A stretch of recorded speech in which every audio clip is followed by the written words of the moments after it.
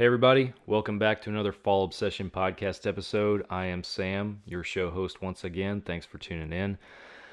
Really excited to be back on here with our staff manager, Todd Sullen, this week. Todd and I are really good friends, and we share a lot of common things in the bow hunting world and everything. And unfortunately, we shared one other experience in common this year on the same day. Of all things, November 14th, 2023 was not a great day for Todd and I. We both shot and lost some really nice bucks on that day, and it stings a little bit for sure.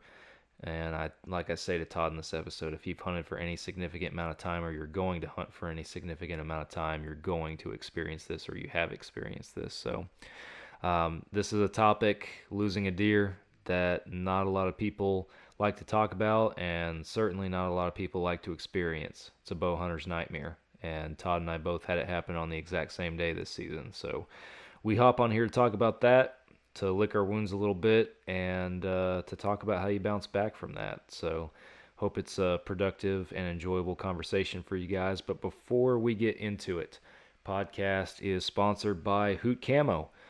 Camo company down here in Texas. We have partnered with. We're super excited about it. They make very high quality camo clothing and design their own camo patterns. They've tested their products from Texas to Montana and everywhere in between. We've been very, very pleased with it so far. And on top of everything, it is a brand built for blue collar outdoorsmen. The owners over there at Hoot Camo themselves are blue collar guys, and they take pride in making products that are the same quality as the industry leaders, but the price point is affordable for blue collar guys like yourself and me. So if you haven't checked them out, go check out Hoot Camo. There's a link in the description on this episode that'll take you guys to their website, and check them out, see what you think. Hope you like them as much as we do. Ridge Rock Hunt Company is another podcast partner. Derek and Lacey over there in Mississippi. They book hunts with vetted outfitters across the country. They have a large network of those outfitters that are trusted by them. Derek wouldn't partner with anybody if he didn't trust them or want to hunt with them himself. So if you're looking for that next adventure, that once-in-a-lifetime bucket list hunt, whatever it might be, give Derek a call. He'll help get you set up and get you squared away. Ridge Rock Hunt Company. Go check them out. Last but not least, the Outdoor Call Radio app is another partner of the podcast. Outdoors Dan from Respect the Game TV. He created an app for hunters and outdoorsmen that you can download and stream on any device. Basically plays hunting shows and podcasts on a loop every single day from your phone. You'll catch Fall Obsession Podcast on there on Mondays, same as our new publications, and as well as tons of other shows that y'all know, love, and enjoy. So go check it out. Download the app. It's free, no cost associated, and start streaming today. Dan also does a couple of live broadcasts a couple times a week on various local stations, and you can catch those live broadcasts on his Facebook Live as well. So go check him out on social media as well. Finally, if you guys are interested in promoting your own outdoor brand or organization on this podcast during the sponsor segment, we want to hear from you. Please reach out to us. fallobsession.com/podcast is where you guys can go. There's a form on there you can fill out that will put you in touch with myself and our production team, and we can talk numbers, analytics, all that good stuff, what you guys can expect out of it. And we really want to hear from you. We really want to work with you. We're excited to see new partners coming on to the podcast in the sponsor segment, like Hoot Camo, for example. They're a new partner. So folks are seeing results from it. Folks are excited about it. We're excited about Fall Obsession Podcast and where we're going with this thing, and we want you to be along with us on this journey. So go to that webpage, fallobsession.com/podcast, reach out, and let's talk. That's all you get from me in the ramble session, as I like to call it. We're heading over to the episode now. You're listening to another Fall Obsession Podcast. Oh, you got her, dude. She's down. Let's go. Dude, I just shot a deer of a lifetime. Freaking smoked him. One with nature, and if you're a believer, one with God. Definitely gets your heart pumping. Boy, you are in trouble. Fall Obsession Podcast. All right, guys, back on here for another podcast and recording this week with Todd Sellin, our staff manager up in Michigan. How you doing, Todd? Yep. Good, Sam. How are you? Always good to be here with you. Always Yeah. good to chat with you. I always like recording podcasts with Fall Obsession family, especially you guys up there. It's always a fun time. Yeah. Yeah, very good. We're having an exciting fall, that's for sure. Man, I was gonna bring it up. It's and obviously we have a particular topic in store for this episode, but before we get to that, what a year for our staff so far, man. It has been awesome to watch. I thought 2022 was good. 2023 is gonna beat it. I'm confident.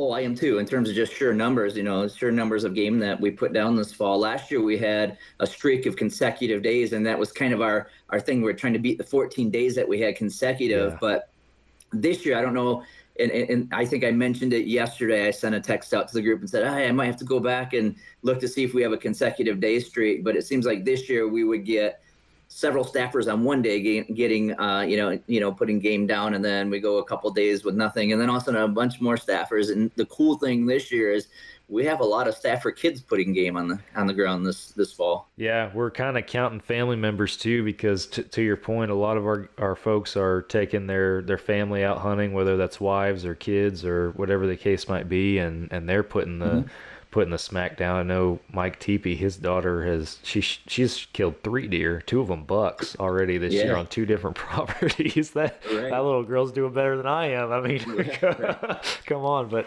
no, it's awesome to watch, and yeah, it might not be a 14 or 18 or 20 days straight or anything crazy like that, but you're right. We've had a lot of days this year where it's just one after the other, just 3-4 deer hitting the ground in various states all in the same day, and it's an exciting season to watch for sure. Lots of quality deer too. Lots of quality deer. Yeah, so. Definitely the meat train is rolling with some doe patrol. some slick heads hitting the freezer and everything. But we've had, I know Michael, Tanner, Tyler, and Matt Adams. I'm missing a bunch in there, I know, but we've had a bunch of people put down some awesome whitetail bucks this year too. So. Well, our new brand ambassador, Logan, you saw the picture of his wife's buck, right? Yeah, that's definitely one of the biggest one. I think he said the rough tape initially was 184, I think. 184. That's an insane deer. Absolutely insane buck. So, but so it's awesome to watch our staff be successful, and this is the time of year that we all wait for. I mean, we have other seasons throughout the year, and we have a lot of people that are equally as passionate in the spring about turkey hunting. That's the other big one that we have. But I'll speak for myself in saying that I live for the fall, man. This is the time of year where the rubber meets the road for us and for me personally, and you really start to try to reap the benefits of everything that you sowed over the summer. So yeah, for sure, all your hard work pays off this time of year. And it's funny because I think I texted you last week Wednesday, the gun opener started here in Michigan. So we go November 15th to the end of November is gun, and then you start in December with muzzle loading, and then you also have a late antlerless or late doe season, and then you also have bow. You can continue hunting the whole time with a bow. But it's funny because last week Wednesday, I told you it's funny how all these people are coming out of the woodwork now because it's gun season, and they say, hey, it's finally hunting season. And I was just kind of chuckling to myself, saying, it's always hunting season. It hasn't just started. It's been going for yeah, especially for bow hunters. Down here similar. It's my dad. And my dad doesn't bow hunt, but that first week in November is when he's out there, and he lives out at the deer lease. That first week in November, and I'm over here like, man, I've been hunting for a month. yeah. And he still kills more deer than me. Yeah. We can actually start in Michigan here in September. We have our early doe season.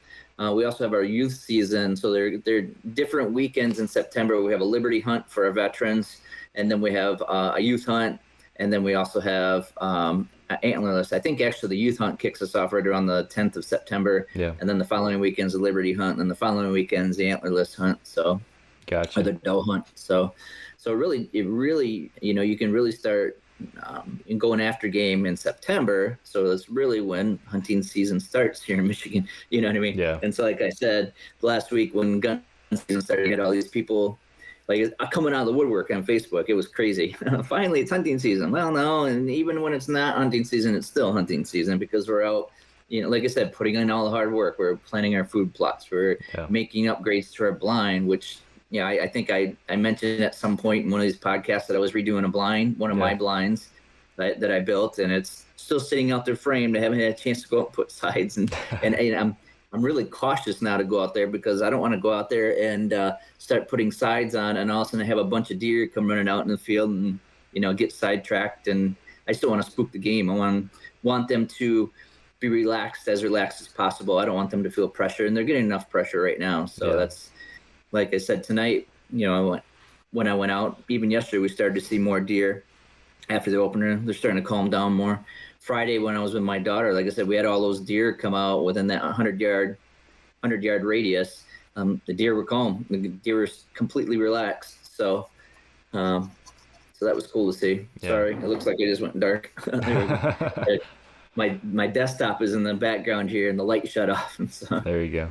No worries. Anyway, it's cool to see that the animals are starting to calm down a little bit, and so they're not feeling totally pressured. I shot that doe tonight. Yeah. And when I went out and looked at her, my phone started buzzing. I looked, and there's deer piling into the field, going by my camera as I just shot, and I'm walking through the woods here trying to track my doe. So that's cool. That's cool that they're calmed back down. But, oh yeah. No, it's an awesome time of the year, and I hope our listeners and our followers are enjoying hunting season as much as our staff is this year, and that they're having success as well. But you and I are coming on here and coming together this evening, though, to talk about a little bit heavier of a topic, and one that nobody really doesn't like talking about, but certainly everybody, this is their nightmare. This is what everybody dreads experiencing. And on top of it all, you and I both had almost the exact same thing happen to both of us on the exact same day. November 14th, 2023 was not a good day for you and me. Or me. Yeah, for either of us. So, but and we'll talk about the stories, we'll talk about what happened, but we're talking about losing deer here. We're talking about we just mentioned our staff's success and everything, but we're at the same time, we're all human, we're all hunters. If you've hunted for any significant amount of time, at some point you have or you will lose a deer.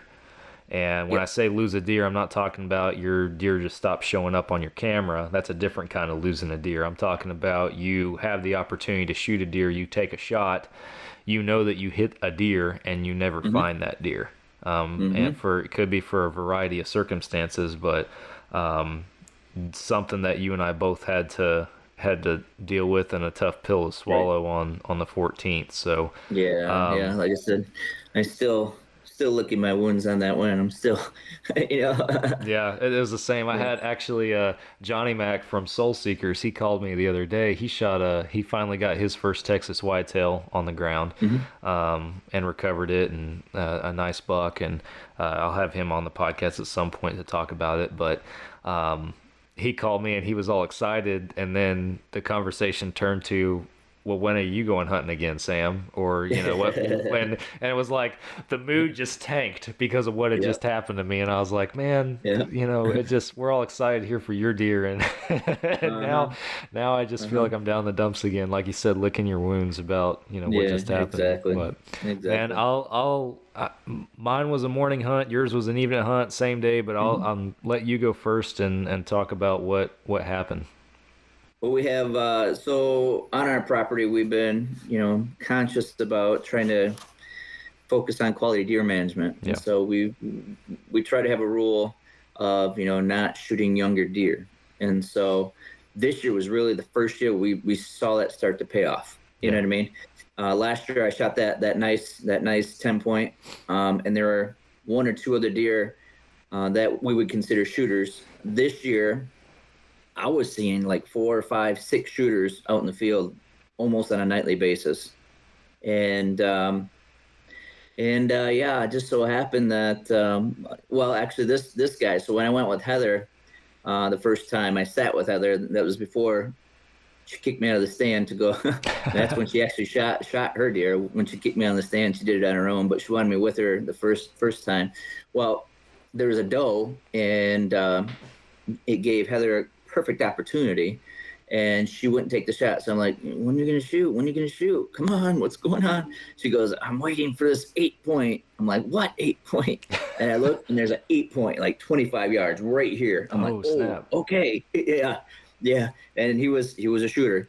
Yeah, he was a shooter. He was behind some trees, so she was waiting for him to clear the trees so she could get a shot at him. Well, I think he caught our wind, because then he just ended up turning around and ended up walking back behind us. And then we ended up having one of the other shooters come walking by, but he was a little further out, so she didn't get a shot on any of them that night. And then, like I said, the next time out, she ended up shooting her doe. Well, this was, I don't know, 2 or 3 weeks ago. So November 14th, I'm sitting in my stand, and I'm thinking, okay, this is the last chance I have to see quality deer, because when people start shooting guns tomorrow, they're going to disappear. They're going to go nocturnal. We won't see them again. If we see a buck, they're going to be young, the off-limit buck that we have our rule on.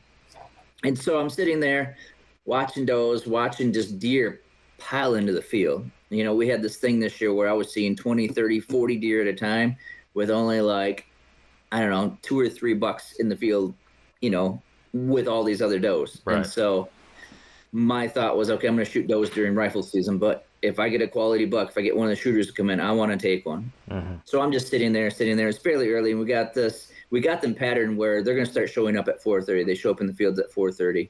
And again, tonight I shot my doe at 4:30. Yeah. And so they're moving through. So they're pretty consistent with their patterns right now. But sitting there right about 4:30, kind of looking around, I happened to peek over. I'm like, oh shoot! All I saw was his rack. I'm like, yep, that's that 8-point. And he was coming, and not coming fast. I mean, he was just kind of walking at a steady pace. And I didn't even have my bow in my hand at that point. So I had to like hurry up and kind of sneak it off the hanger and then get it up in my hand and get myself ready. And the adrenaline starts going and my heart starts pumping. And and then he comes right in on me and I lose him. And I'm like, what the heck is going on? He's behind this big branch. So I thought maybe he was walking closer to me up, on the other side of that branch, but then he kind of spun and then came back, but then he did walk closer to me. And so it was another one of those very similar to last year's shots, where I'm 25 feet in the tree and I'm straight down. You know what I mean? And in my head, I'm thinking, okay, I'm not going to blow this, because I know I learned from last year. I know exactly where I have to aim. I got this piece of cake. I know it's a 10-yard shot. The issue I had was I knew I was in trouble when I drew my bow back and went down, and all of a sudden, boop, I couldn't go any further because he was so close to me. My seat was in the way. Yeah. So I had to kind of lean forward over my seat so I could get on him. So now my angle is pretty much straight down. Yeah. And you need more of a flatter angle to be able to hit both vitals. You know what I mean? So I aimed where I thought I should aim, and I shot and popped. He mule kicked. Okay, cool. But he runs out into the field and stands there and just kind of shakes his head and just stands there. I'm like, what's going on? I know I was on him. I know I smoked him. But then I see my arrow on the ground and a bunch of white fur. I'm like, oh, geez. The angle again got me. And I know it went right underneath him. Yeah. And so, but when he was standing there, I ranged him. He was at 45 yards. So I knocked another arrow, put it on him. He was starting to get nervous. I know he saw me. He caught my movement. He was just kind of looking at me, put it on him, shot, drilled him. He kicked, he spun. You could see that I had hit him. He ran into the woods. I watched him in the woods. He stood there. Seemed like forever. Yeah. And then just kind of walked off. I'm like, oh, geez, I know I hit him. I could see that I hit him. Right. I had clearly hit him. Well, in the meantime, we have this 88th Avenue buck that has history with a lot of people in the neighborhood here over the last several years. He comes walking behind me. He's a 10 or 12 point. He's a massive buck. He's huge, and he's limping. So I'm thinking, man, this guy's hurt. I wonder if he was shot by an arrow. Was he injured fighting? Did he get hit by a car? What's going on? But anyway, it was cool to see him because I hadn't had any history with him. I hadn't gotten that close, but now I have history with the 88th Avenue buck that everybody keeps talking about. You've seen him with your own eyes. So this was all like within a 10-minute span. All of a sudden, this guy showed up, and you know what I mean. And so anyway, I'm thinking, okay, my buck is probably laying down. He's probably, he's probably expiring, So I turn and look, and he's still standing there. I'm like, geez, what the heck? So I start looking through my rangefinder, and I can see his antlers in the brush, and he's just standing there. Like, okay, well, the brush is getting. So I wonder if he's laying down. What's going on? So anyway, then he ends up standing up and walking off. Okay, cool. And this was again at 4:30, and the sun goes down. At that time, the sun went down. I don't know, it was about 6 o'clock. The sun goes down, gets dark. So we had about an hour and a half before it got dark. And I just sat in my tree stand the rest of that because I thought I want to give him time. And, I don't want to booger the area up because tomorrow's gun season. We're going to be out here. Who knows what's going to happen if that big guy's still wandering around. You know what I mean? Yeah. So anyway, I texted Heather. I said, hey, I might need your help on this one. It's getting dark. It's easier when you have more than one set of eyes in the dark and more than one flashlight. So sure enough, we get out there and yeah, there's pile of blood. You know what I mean? and it's an easy track job. We're following it. And then also we heard something take off.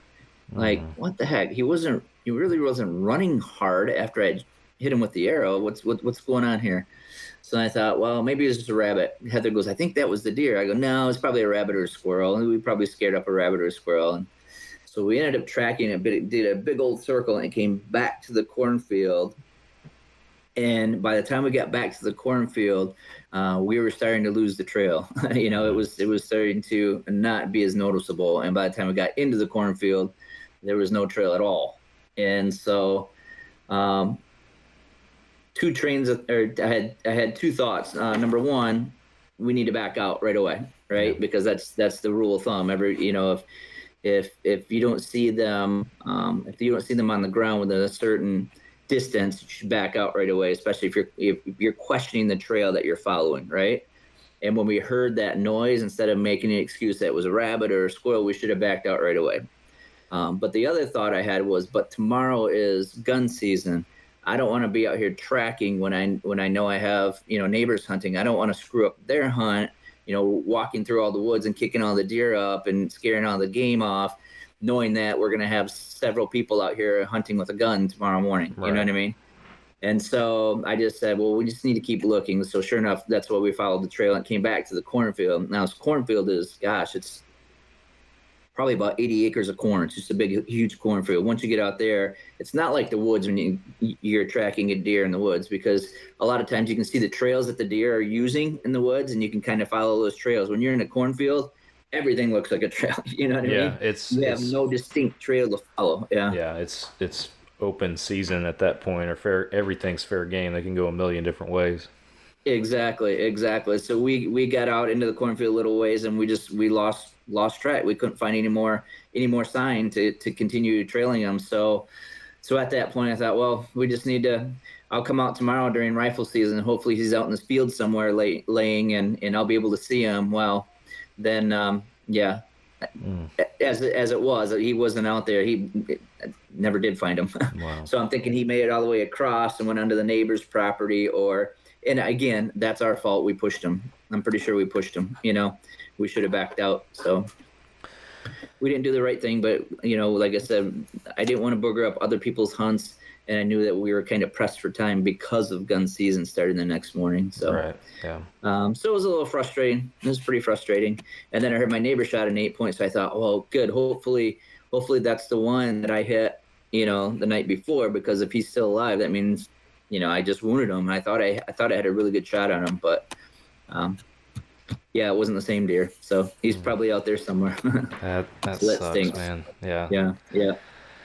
Well, Yep, I know the feeling, and I was bummed when you called me Tuesday night on the 14th and told me all that. I was like, no, not both of us, man, because I I had a similar experience Tuesday morning. So and I know we got more episodes coming out almost weekly here on our Texas Dirt Series season 3 to be specific. But you talked about you guys being mindful of your quality deer management, and this being the first year to start to pay off. I feel like we are in somewhat of a similar boat this year. Because and anybody who has watched the series, the first 2 seasons, they know what I'm talking about. But the first year we had some really nice bucks on our property. I mean, nothing that was gonna break any records or anything by no means. But we had nice bucks on our property year 1, a property we had just gotten on. We didn't know what to expect. Year 2, we were struggling to see a shooter at all. And so we let a lot of these young deer walk year 2 and killed a couple management bucks, and that was it. But this year it is cranked up, and I think it's a couple years of being mindful of some things, and then just a couple other variables with us feeding protein, and then some other things that have happened just with the area itself and the deer. But we've been watching 5 or 6 different shooter bucks across the property on our cameras so far this year, and Nick he's got a really big one out there called Palmetto. This deer's easily in the 150s, 160s, just an absolute hammer of a buck, a 10-point. And then I got a big 8 down on the south side at my ladder stand down there that I've been hunting a few times. And I mean, I've said it on here before. I'm a sucker for big 8 points. This is the biggest 8-point I've ever hunted. This is a stud of a deer. Yeah. And then we've had some other shooters kind of coming and going throughout the season and stuff. So, like Nick and I have been talking, it's like there's no reason in the world that we shouldn't both shoot shooter bucks this year. Like there's no reason in the world. And then we get into bow season. It's warm, bucks really aren't daylighting, but we start getting toward the rut. We're starting to see our bucks daylighting, and we're noticing some patterns. One of them being the big palmetto buck that Nick has this history with. Originally showed up on one of Nick's stands. He shifted to a different part of the property where Nick and I both have stands. And if you guys have watched the episodes so far, season 3 of Texas Dirt, the camp stand, episode 2, that me and my dad put in this year, is only 300-400 yards from our campsite. And this palmetto buck was daylighting in the morning, multiple times at this camp stand, just literally right next to our campsite, which is crazy. And he was also daylighting at one of Nick's other stands, but it was always in the morning time. And then on the flip side, in the afternoon and evenings would be down on the south side when my 8-point was daylighting down there most of the time. He was practically a ghost in the mornings. So I'm like, this kind of makes it like I'm struggling. I'm trying to be mindful of, I don't want to be reactive. I want to be proactive to where my bucks are. I want to try to get ahead of them. And there's one school of thought that I kind of went into the rut with was I gotta pick a stand and I just gotta hunt it. And just eventually my consistency will kill any randomness that are in these deer's patterns. But that kind of shifted when I started seeing the pattern that these bucks had morning versus evening. I was like, all right, well, I'm going to hunt the camp stand in the mornings, and I'm going to hunt my ladder stand down south in the evenings. I'll hunt 1 buck in the morning, 1 buck in the evening, since they have that enough of a pattern in that sense that it allows me to do that. So I had just come off of an evening hunt on Monday night down on the ladder stand that got ruined by my neighbor who was trespassing. That was a fun experience. So I hunted the camp stand the next morning, and I'm feeling the pressure at this point because Tuesday morning was my last rut hunt. And we were seeing some rutting activity, but it wasn't like just all day, every day. We got bucks chasing does everywhere. And the weather was a little funky. Just it was warm some days, and I say warm, I say a high of 70, some days, and then it would be cold other days. And it seemed like it was just really, it was confusing us, but I felt like it was confusing the deer too, in a sense. On top of that, Tuesday morning was my last morning to hunt. Then I had to come home because I had work and other stuff at home.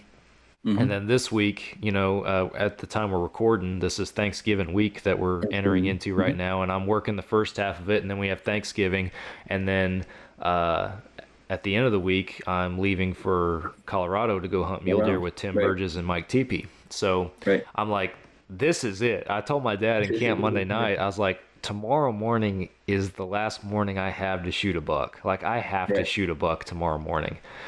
So I was like, all right, camp stand it is. Let's see if one of these big boys shows. So I get in there pretty early after first light. A doe and a fawn come in.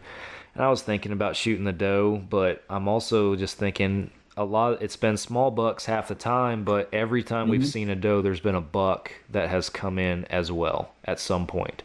So I was like, I'm going to shoot does in December, and I'm going to let this doe walk, and I'm going to see if she brings in a buck. And for 30 minutes, I'm watching this doe in front of me, and I'm second guessing myself, like, should I shoot this doe right now? I should probably shoot this doe. No, I'm not going to do it. I'm like going back and forth in my head for half an hour. Finally, she leaves. And this is where I failed our Texas Dirt viewership the most is, you know, I mean, our stands are close. It's you know, I'm in just a clearing. It's close quarters. It's not like I'm having to film really far away. Right. And the easiest with having in this tree stand, my lightweight tree arm, is just having my phone on my tree arm. And when that doe left, Nick was hunting his other stand up in that area. And I had seen that he had texted me, so I was going to reply back to him real quick, and I was going to film just a little explanation for the series on why I didn't shoot the doe. So I pulled my phone off the holder, text Nick real quick, and then I'm holding it up to record hey, this is why I didn't shoot that doe, guys. And literally, I took my phone and I set it in my lap after I filmed that. I just set it down on my knee, and I turned my head to my left. That in that order, I did those things. And when I turned my head to my left, there's a buck standing 15 yards from me on this trail through the trees. Right, and I have tree branches. I can't shoot, but I can see him clear as day. And as soon as I lay eyes on this buck, I'm like, that's a shooter deer. Like, it wasn't palmetto, but it was a heavy horned 8, mainframe 8. And he's walking away from me. And during the rut, I've kept my grunt call, my dual game grunt call right here on my bino harness. So it's right there. Even if I can't get my hand to it, I can reach down and like hit it with like hands free practically. Sure. And so immediately he's walking away. He's silent. It rained the night before, so everything was super quiet out there. He was able to walk that trail without me hearing him. Obviously, he's 15 yards away. And I reach down, I hit that grunt call. He turns and looks at me. Turns his head, keeps walking. I hit the grunt call again. He turns and looks at me, keeps walking. So then I'm like, grunt call's not working, so I hit him with a snort wheeze. Just with my mouth, I made a snort wheeze sound.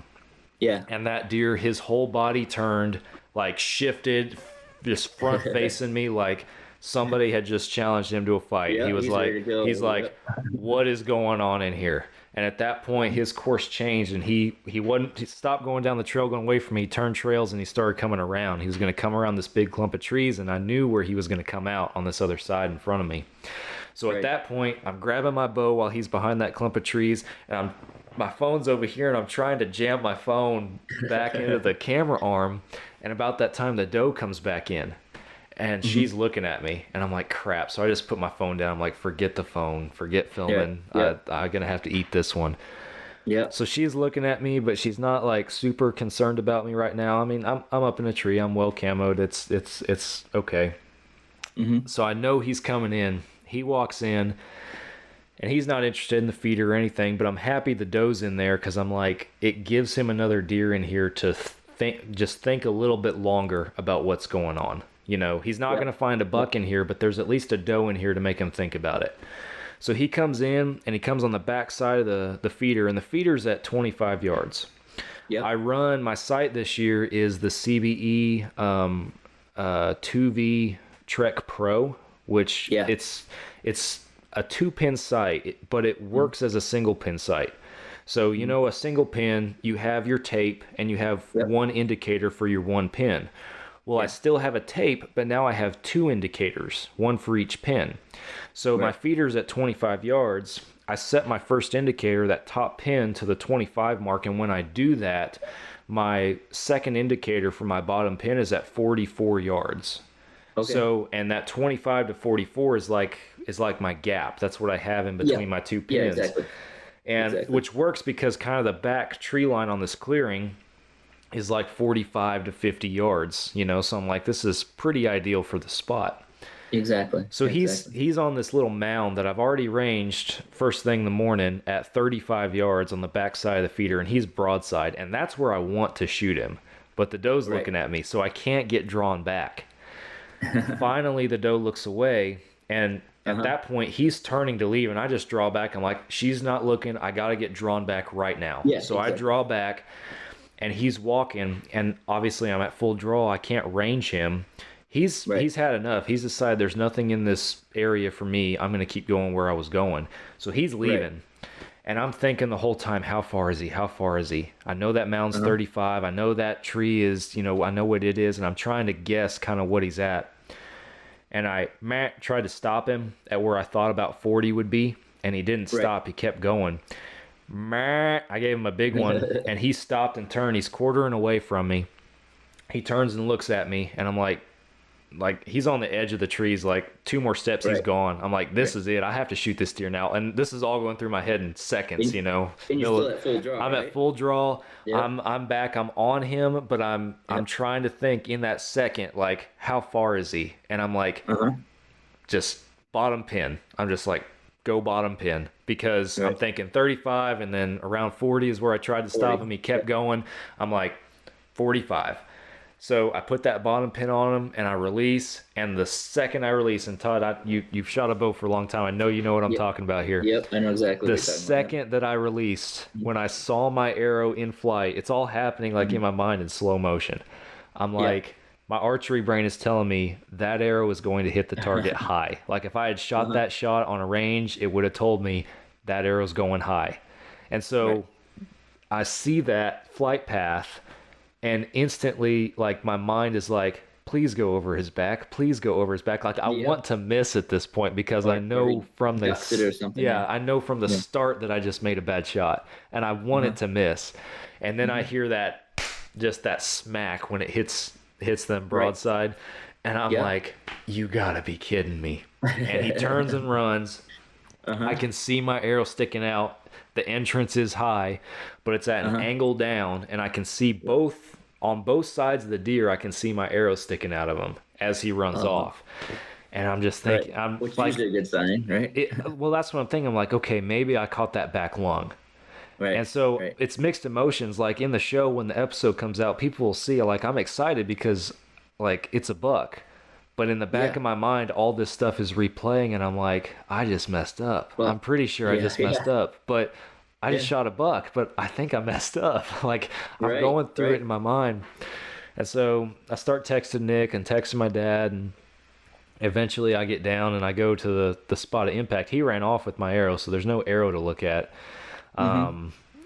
So I go to the spot of impact, and there's a couple little drops of blood right there at impact. Before I got down, I ranged the spot he was standing because I wanted to know, and it was at 41. And so I'm thinking, okay, so I was guessing 45. I placed my shot for 45.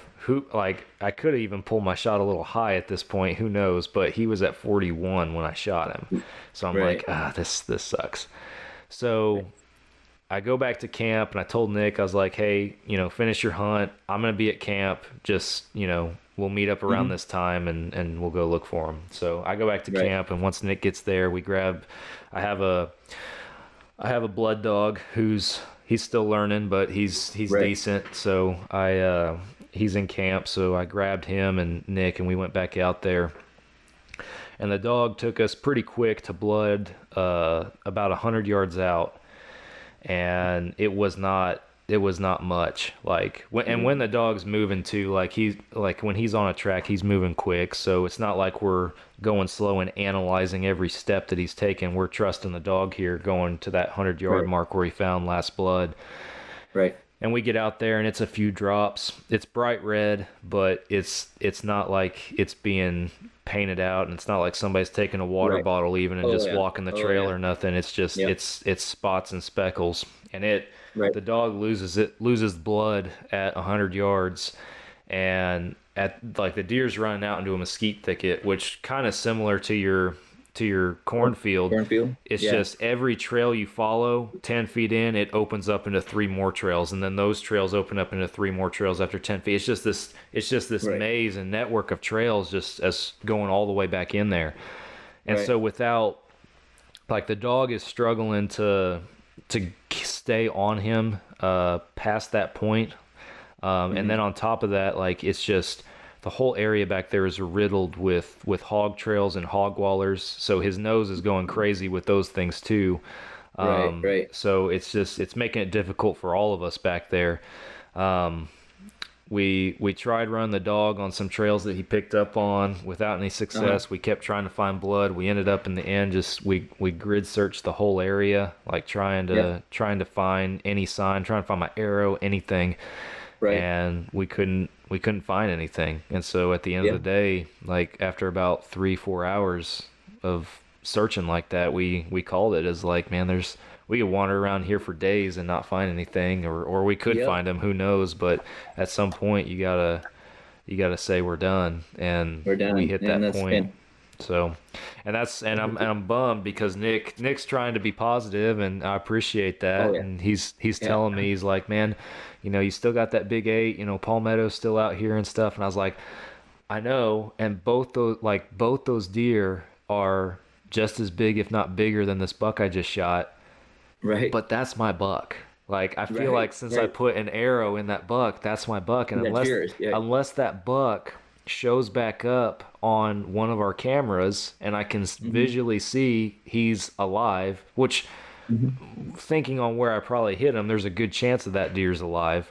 But until I know that, I told Nick, I can't shoot another mature buck this year on our property until I know that. Like, that's how I feel at this point. Right. Because he could be dead. He could be expired somewhere, and I feel bad because, like, Nick's dad, who all hunt out there, haven't killed a mature buck yet this year on Texas dirt.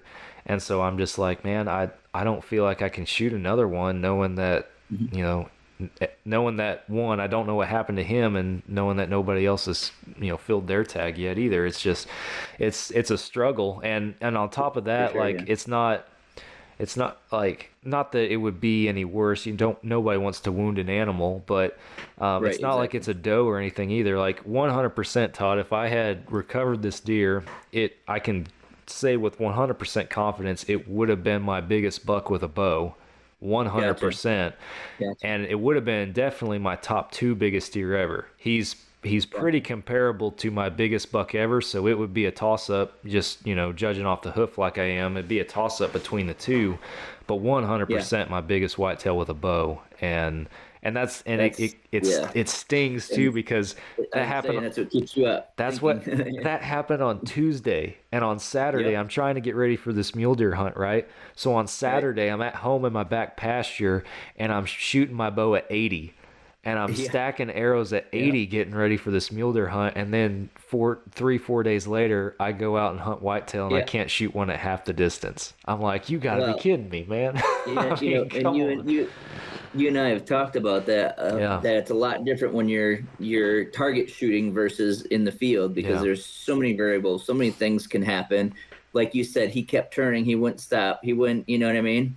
And so you and I even talked about it. It seems like when we're in the field too, there's always that minute or that split second where you black out for just a second, you know what I mean? Yeah. And for me, it always seems like just before impact. So I try to hear sounds, you know what I mean? Hear the type of impact, and so you get familiar with those sounds. But whereas archery, or when you're shooting, at targets, you can track the arrow the whole way, and you have, I never have any issues doing that. But you mentioned shooting 80 yards. Well, geez, I'm usually pretty good at 10 yards, but But you're getting these crazy angles now too. I'm getting these crazy angles. I know you talked to me about that too, about how, I practice at those short distances because it keeps happening, but now I got to practice at short and steep angles because it keeps happening. So yeah, because it's off season. I was really focused on 50 yards, and I wanted to be sharp. I wanted to feel confident at 50 yards, because in my mind I thought, if I get a crack at a shooter this year, because it always seems to happen, if I get a crack at a shooter,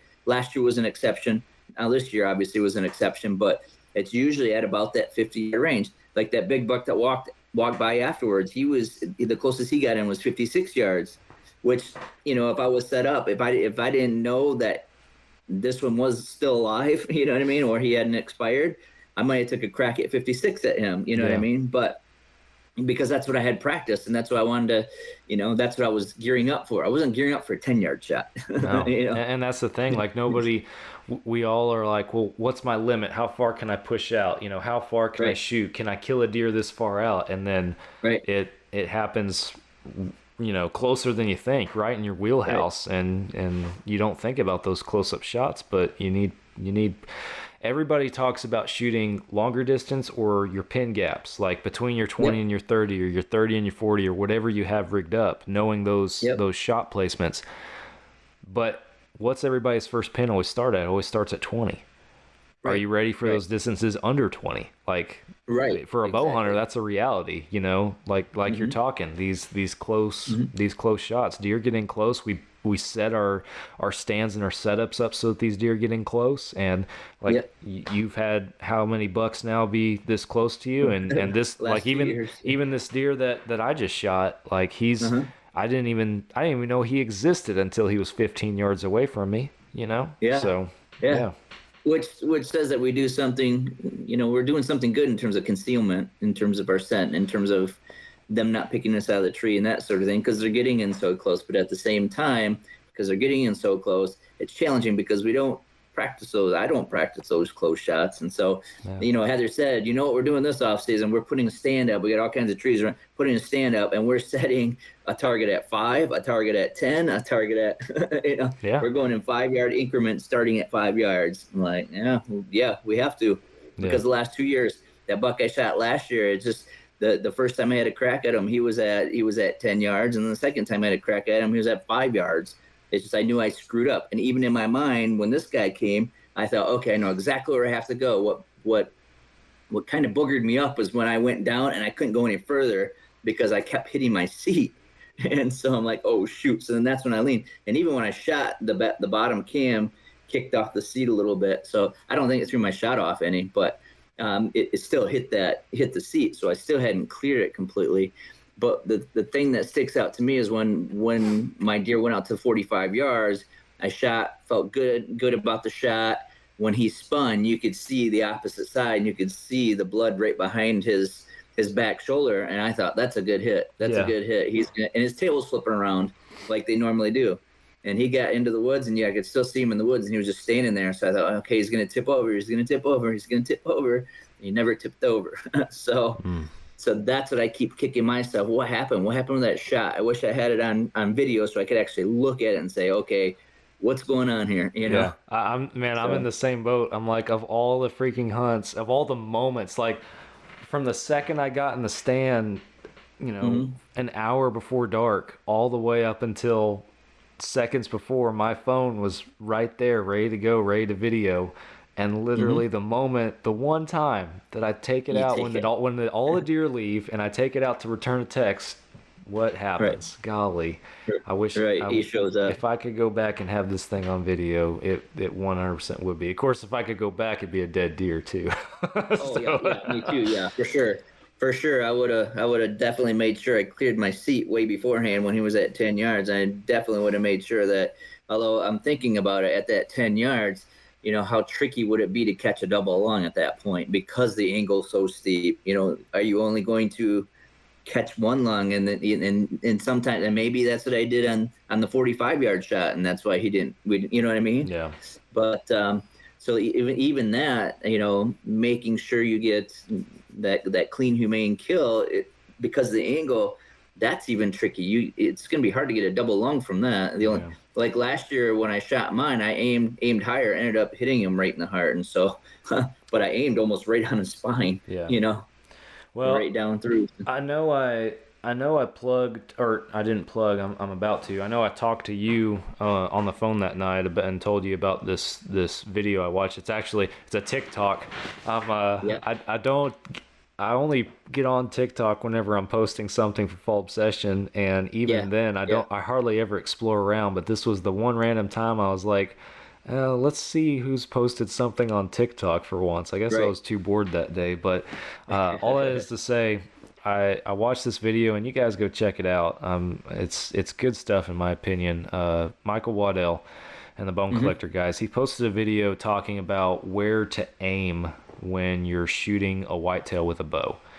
And how you come into your target. And when I talk about coming to your target, you a lot of guys, and I do it. That's how I come in. I always start above my target. I don't sky draw, but I start above my target and I come down into what I'm going to shoot. And I started doing that or making that a habit when I shot competitively, when I shot target archery, because shooting target archery, I realized that I have a mental block where if I come from below my target, or if I would drop too low, I can't pull up.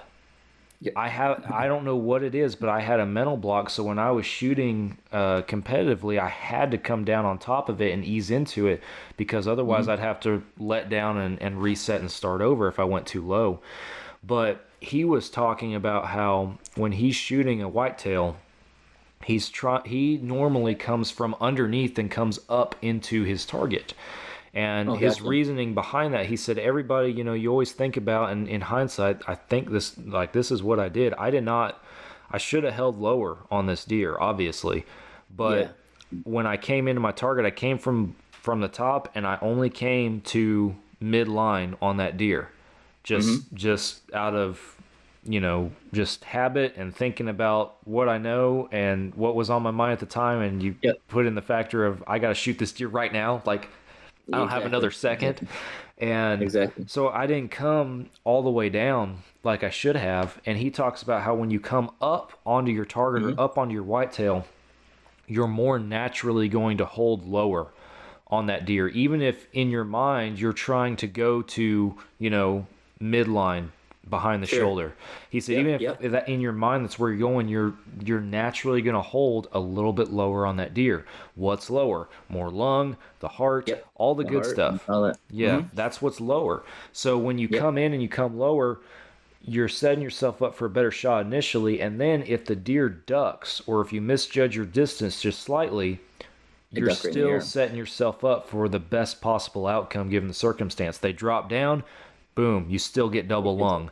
So he posted that video, and he's talking about it in front of a 3D archery target. So there's a visual element to go with it, and we'll probably I'm not trying to steal his credit or anything. We'll probably maybe try to do a similar video talking about it, just because I think it's such valuable information that a lot of bow hunters don't think about, and I'm trying in my practicing to start trying to overcome that mental block and start doing that more, because I think that especially for whitetail hunters, that is a huge thing.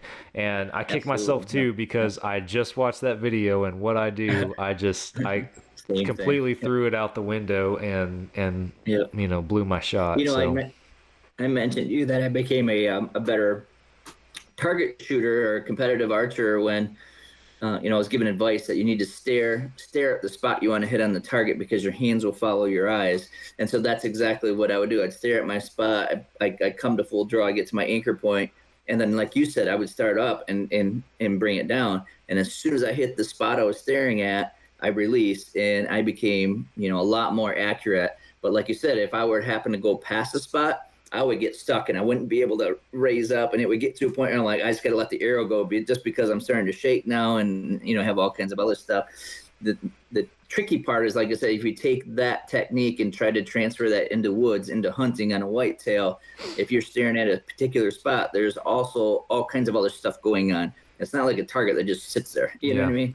You might have other deer staring at you. Like you said, you had that doe. You didn't want to draw back until that doe wasn't looking at you. And not only that, but the deer is always moving. So you're paying attention to where he's moving and trying to anticipate what's going on. You're trying to look for that shot. So to stare at one particular spot at a moving, a live deer, it's a little trickier. You know what I mean? Yeah. And I think that might contribute to part of the, like I said, the blackout point when you shoot. You know what I mean? For me, anyway. Yeah.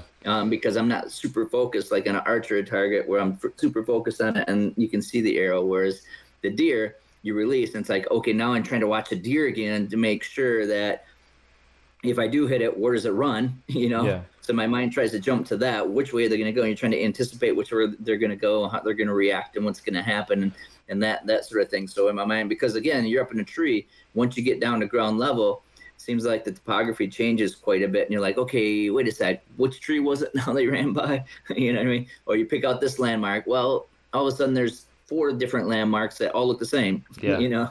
No, So- it all changes, and too, when you're shooting just target practice, you know, shooting paper or 3D, whatever it might be, what do we all do after every shot?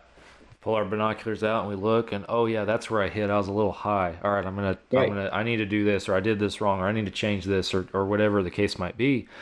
Right. Like to your point, we can't do that in the field, and then you know man, I don't know, it replays every single day, just over in my head, and I can't stop thinking about it. But well, and like I said, we trailed it, and we had good blood. You know, we had good puddles of blood, and got to a point where we were just starting to get little drops, and then we got like pin drops, and that led us into the cornfield, and then we couldn't find anything. We're like, you know, when you and I were talking, you said, well, you know, how long did you track? And I said, well, we tracked for a couple hours. And he said, well, what made you give up so early? Well, that's why we gave up, because we didn't have that much blood anymore. And we knew that in the cornfield, who knows? We could spend days out there looking for it at that point, you know? Yeah. Well, that's always what I ask. I'm always curious on these complex and you know, non-traditional tracks or blood trails and stuff. And I've gotten way more interested in it in the last couple of years, mainly because I have a blood dog now, and I'm trying to get him reps. I'm trying to train him, and I'm trying to learn as his handler, like what I need to do and what I need to know. And you know, we've gotten a couple phone calls this year already from just Joe Blow off the street that I don't know, and that, you know, has called us out to come track for him and everything. And so through that, I'm also learning how to deal as the handler with other people that, you know, you don't have a rapport with, you know. Not that it hadn't been bad experiences, don't get me wrong, I'm not trying to say that. I'm just trying to say, you know, what information do I need to tell them when I get out there, as far as, hey, do this, don't mess with the dog with this, you know, all that kind of stuff. And then what questions do I need to ask them so that I set us all up for success, if at all possible. But so that's why I asked you about that, because I'm always curious, you know, well, you know, how far did you go? What kind of blood did you have? You know, and then I think what I asked you, like, what happened that made you decide we're done? Exactly. You know, because, and that's the decision that's always hardest for the hunter too. Like for Nick and I, you know, we were out there for 3-4 hours, and eventually I just had to make the decision, we're done. Like, there's nothing else for us to do out here. And that, as the hunter, that's the hardest decision to make. I've had a couple of other guys that I've helped out this year too that have had to make that decision. And you know, one guy with the blood dog in particular, it's like, hey man, you know, this is the situation. This is what I can do for you at this point with the dog, and try to help you out with this. But it's your decision on if you want to call this or not. Like, we'll keep running if you want us to. And you know, having to watch other people make that decision too it sucks, because I know what it feels like. But Exactly. So last time you and I did a podcast, we were talking about our bows, our Omnias. Yeah. The Elite Omnia that we got. And one of the things that I look for is a high let-off, and the Omnia has one of the highest percentage let-offs. And I crank my bow up. So with the Omnia, I have it up to 65 pounds at a draw weight. Previous bow I shot was at 58 pounds. So I cranked it up, 8 pounds, Yeah. No, 7 pounds. 7 pounds, yeah. 7 pounds more, but the thing that I realized, again, because of the let-off, and so that's why I asked you, you were held that draw the whole time, full draw the whole time, because I shot a doe a couple weeks ago with my Omnia. Same thing. She came in 20 yards. I drew back, and then she happened to turn and walk directly away from me. So I was just sitting there waiting, but I didn't even feel like I was holding my bow. Yeah. It was awesome. And that's the thing. I'm not trying to turn this into an elite plug by any means, but I can tell you, in the moment, everything happened so fast. And in hindsight, like looking at it, I was drawn at full draw for a decent little chunk of time right there. Right. And I mean, decent in comparison to like how long I'm at full draw in practice. Like I wouldn't hold him Yeah. for minutes by any means, but from the time I Right. got to full draw to the time I got the deer to stop and settled in and released, it was longer than I normally hold in practice, and not once did I feel like I was shaking or question Exactly. like my like I don't know, my ability to release the arrow accurately. Now, did I probably pull my shot a little bit? Yeah, probably, but that's on Right. me. It wasn't because I was holding for so long. Not once did I feel Exactly. uncomfortable holding my bow at full draw for that long. So, Yeah, exactly. And so that's what, like I said, on this doe in particular, as she was walking away, I remember I got to my anchor point, but then she turned and walked. So I was like, okay. So I was holding and just watching her walk. And you know what I mean? Because, of course, she didn't want to let down. I'm thinking if she turns, I was trying to see because I have my yardages marked out with Yeah. different landmarks. You know, you have different rows of corn, or you have a tuft of grass here, or whatever. You know, I marked them out. So I was trying to see where she stops, or if she does turn, where she turns at, so I know exactly how far she is.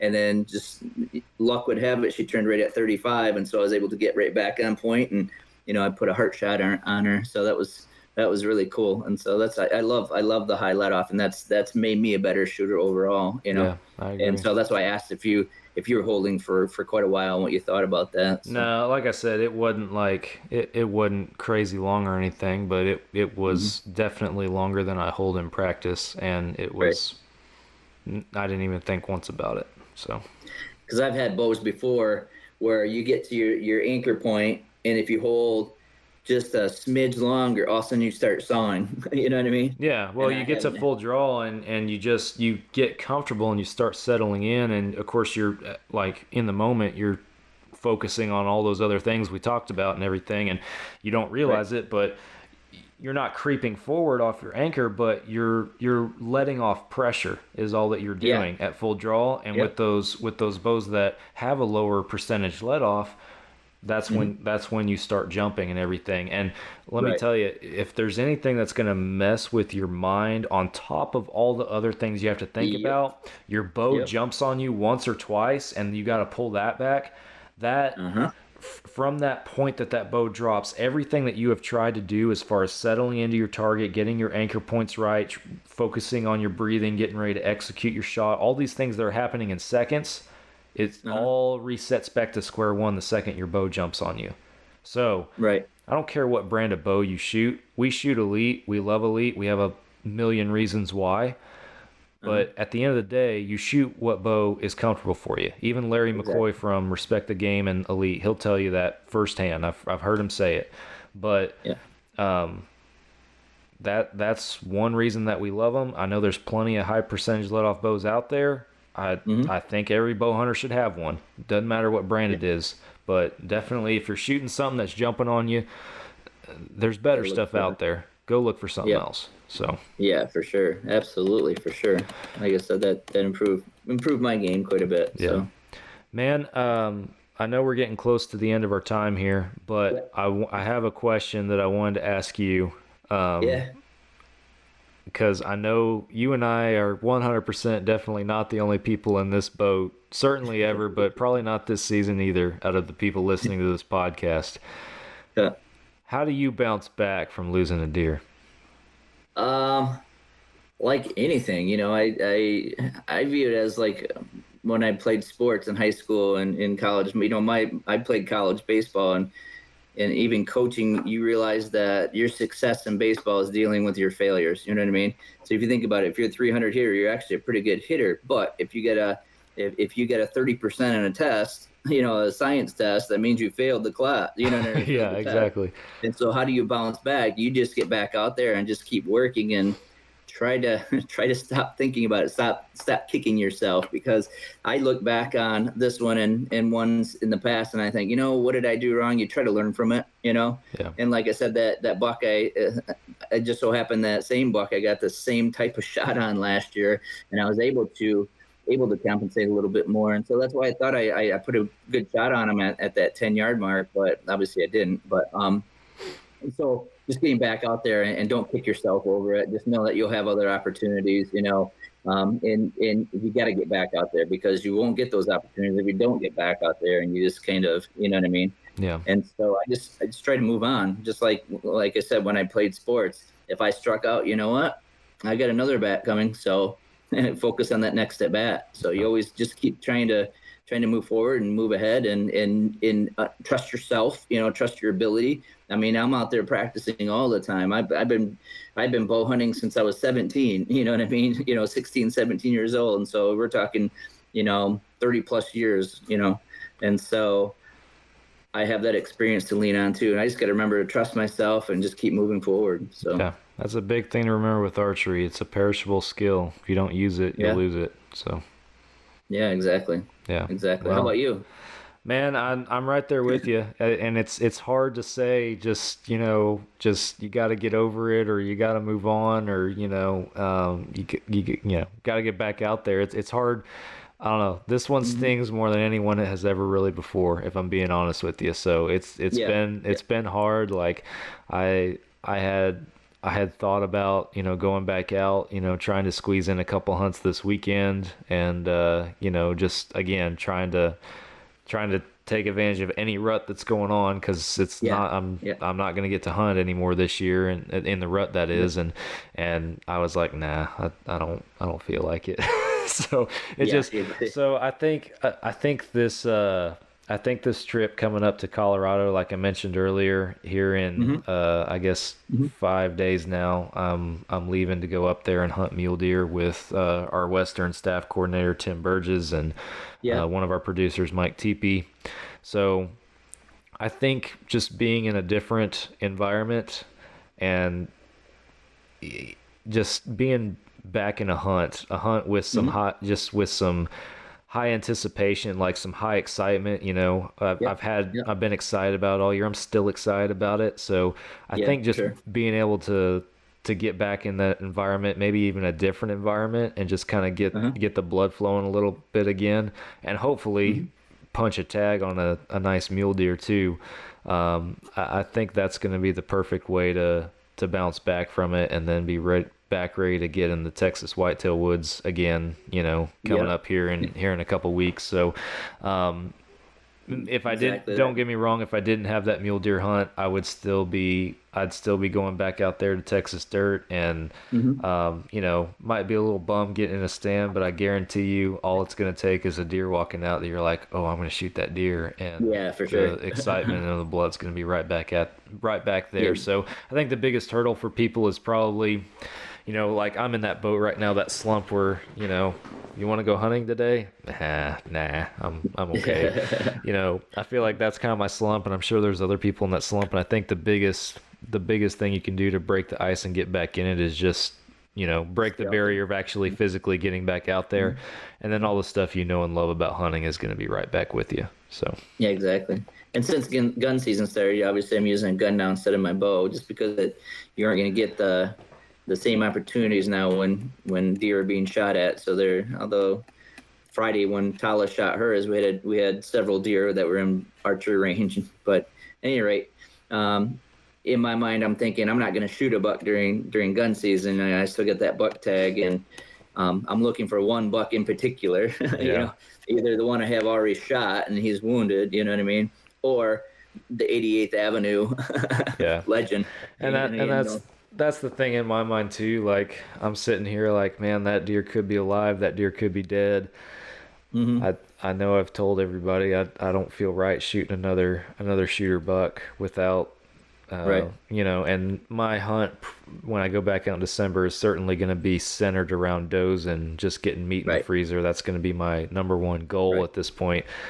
But let me tell you, I mean, I know just as good as the next guy that Big 8 or Palmetto walks out in front of me, even if it's after the rut and they're still around.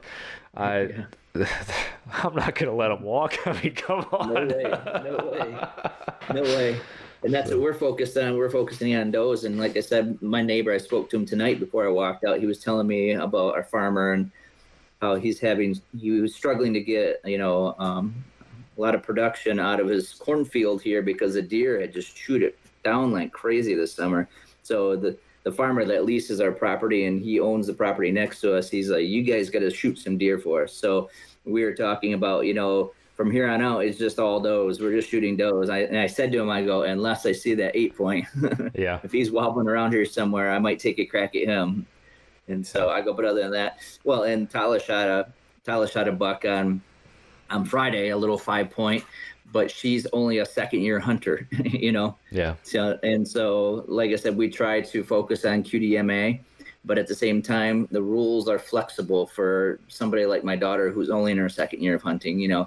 For me, and I said that Heather, she only weighed like, gosh, what was she, 90 pounds, or this 5-point is 90 pounds field dressed. So It was probably, 120, 130 pounds live weight, Yeah. And I said to Heather, I go, but that's how you learn. That's how I learned, you shoot smaller ones. And if you don't take those shots, you don't understand what you need to do in order to harvest a deer. You know what I mean? And so I said to her, in about 2 or 3 years, then she can decide, on whether to pass those up to look at bigger deer and start practicing the QDMA. It's just the evolution of hunting, Yeah, when you get kids out there, just novice hunters in general, it's more about the opportunity and being able to give them a positive experience in hunting in the outdoors. And then, like you said, them being able to get those reps initially, whether it's a big deer or not. Now, I mean, right. Like, am I gonna let when my son starts hunting, am I gonna let him shoot a first year fawn? Probably. That's where I'm gonna draw the line. But for sure. a young buck walks out, or a doe that's just kind of midline. Yeah, I'm gonna let my boy take a crack at that, because it's he has to kill his first deer at some point, and I want him to have a positive experience and a positive memory doing it. So we can learn the other things later on. And to her credit, the first time we hunted this year was her birthday hunt. We always do the annual birthday hunt, and she was a shooter that night. And we had a doe come out, and she had a crack at it. But she said to me, she's like, "That's a small doe. I don't want to shoot that one. I want to look for a bigger doe." So she passed on it. So she's already starting to understand that, there are bigger ones out there. And then the next time she went out, she actually did shoot what was our biggest deer up until tonight. The one I shot tonight was, our biggest doe up until tonight. That's awesome. The one I shot tonight was pretty big. But it was cool to be able to see there. And like I said, when on Friday, when we had all these deer out in front of us, I asked her, first of all, we had a couple button bucks come right up to us, and they started doing the head bob and the stomp, and she's just over here moving around and flipping her hair and like, "Hey, you need to sit still. They're trying to get you to move. You need to learn this. But in my mind too, I'm thinking, you know what? Just let her get busted. She'll figure it out. That's how you learn. The hard way. Yeah, the hard way. But then they never really did bust her, because when I told her to stop moving, she stopped moving, and then we were able to. Well, when the other deer came out, she had a couple nice does out there, and then she had a spike, and then this 5-point. And I said, "Which deer?" I go, "Are you on any deer?" She goes, "Well, I'm ready, but I don't know which one to shoot." I go, "Which one do you want to shoot?" I go, "You got to figure this out real quick." Yeah. I go, "There's the does, there's the buck." I go, what do you want to shoot?" She goes, "I want to shoot that buck." I'm like, "Okay, get on him." Yeah. So she got on him, and she put a heart shot on him. It was awesome. That's awesome. It was at 50 yards heart shot, and he pretty much fell in his tracks. So that was really cool. Very cool. So again, that's how you learn. And she had to get on him. He was completely faced away, and so when she got on him, she didn't even have a shot at him. So she was waiting for him to get turned. As soon as he turned, she put it right on his shoulder and just dropped him. So, awesome. That's incredible. Yeah, it's so exciting to even do that, And so I hunted Wednesday night, opener of rifle, and I saw deer, but I didn't have a shot at anything. I went out Thursday and sat in the same stand that we sat in on Friday. Had a shot at a nice doe, but at the same time, I'm thinking, I know either Heather or Tyler are going to be out here tomorrow in the same stand. If I shoot this doe, am I going to booger it up for their hunt tomorrow? And so I decided to pass on her, and ended up coming up, and then Tyler got a shot on Friday. So the plan worked out perfectly. So. Awesome. That's what it's all about right there. Just like the plan tonight. Geez, when we were going out to get our deer, we drove by the stand I hunted in tonight, and there were 4 deer standing right in front of that stand, and there was one really big doe. And so I said to Heather tonight, I'm going to that stand because I'm going to see if I can catch that doe coming from the woods going across the alfalfa. And sure enough, it worked out perfectly. So awesome. Yep.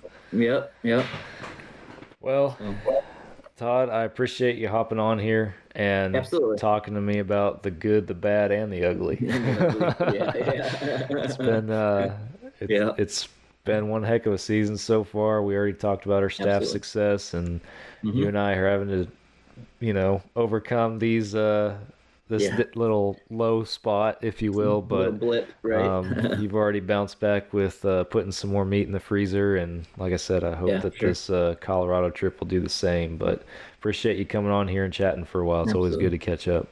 Oh, it's always good to hang out with you. It's always good to talk to you. And like I said, we'll maybe share similar stories and we're on the phone for 2 hours. Yeah, we talked for a long Insulting time each that night. Yeah, Yeah. no, it's been good. But for you guys tuning in, we're gonna wrap it up on the podcast, that is, and appreciate you guys listening. We do have hopefully our publication schedule for the podcast is full through the remainder of the year. We got a bunch of staffers we're going to try to catch up with on some stuff, and then I've already mentioned multiple times this mule deer hunt I'm about to go on, and I know there's going to be at least 2 or 3 episodes that come out of that one in camp with Tim and Mike talking out there. So I'm looking forward to sitting down in mule deer camp with them and podcasting. That's our plan, at least. But stay tuned. That's all I'm trying to say. We got a lot of awesome stuff coming down the pipe. Our Texas Dirt Season 3's online. Our staff are laying down some deer. Those are being posted almost daily to the socials, it seems like, right now. Yeah. So go follow Fall Obsession on social media, all the major platforms: Facebook, Instagram, Twitter, X, whatever it's called now. We're on the TikTok, like I mentioned, so go check us out on there. Carbon TV is a big streaming platform for us. That's where we get a lot of our exposure from. You guys, y'all are awesome, supporting Small Time Hunting brand through our podcast, Texas Dirt, Midwest Mindset, Couch Chat, all those series that we got going on. So if you guys haven't checked those out yet, go to Carbon TV, give them a watch. YouTube channel, we post a lot of cool videos on there. Go check them out. And then fallobsession.com is the hub. That's where you guys can go, where all the content avenues lead back to. So go check us out on there and pick up some merch. Support the Small Time Hunting brand we got going. I'm rocking the American flag logo tee in the podcast. And Todd's in Michigan. I'm in Texas, but Todd's the one wearing the Texas Dirt t-shirt. So yeah, go check it out. But we appreciate Christmas is coming up, so great Christmas presents. Yeah, Christmas is coming up, and if you don't follow, even if you don't want to follow the socials for the daily posts, go follow the socials for the discount codes we're going to have coming up in the next few weeks for Black Friday. And well, at this time this episode's out, Black Friday's probably already come and gone, but holiday discount codes will be live throughout, basically from Thanksgiving through Christmas. So if you want to pick something up, there's a way to save some money somewhere, somehow. So yeah, go follow along. But thank you guys for listening. Thank you all for supporting Small Time Hunting brand, and we're back again next week, probably in mule deer camp, for another Fall Obsession podcast. Sure. And we'll catch you then.